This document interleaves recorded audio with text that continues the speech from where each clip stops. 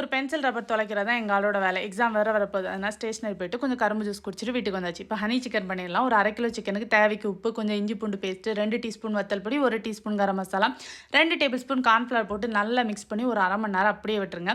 அப்புறம் கார்ன்ஃப்ளவரில் இந்த சிக்கனை நல்லா கோட் பண்ணி எண்ணெயில் ஃப்ரை பண்ணி எடுத்தோம்னா நமக்கு இந்த KFCயில் பாப்கார்ன் சிக்கன் ஒன்று கிடைக்கும்ல, அதே மாதிரி இருக்கும்.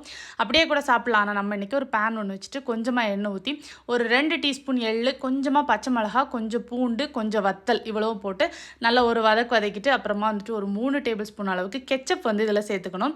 அதையும் ஒரு நிமிஷம் வதக்கிட்டு அதுக்கப்புறம் நம்ம ஃப்ரை பண்ணி வச்சுருக்கோம்ல சிக்கன், அதை எல்லாத்தையும் இதில் போட்டு நல்லா கோட் ஆகிற மாதிரி வந்து வதக்கி எடுத்துக்கோங்க. ஒரு 2 நிமிஷத்துல வந்து நல்லா கோட் ஆயிரும். அதுக்கு பிறகு அடுப்பை ஆஃப் பண்ணிட்டு ஒரு 3 டேபிள் ஸ்பூன் அளவுக்கு தேன் வந்து சேர்த்துக்கோங்க.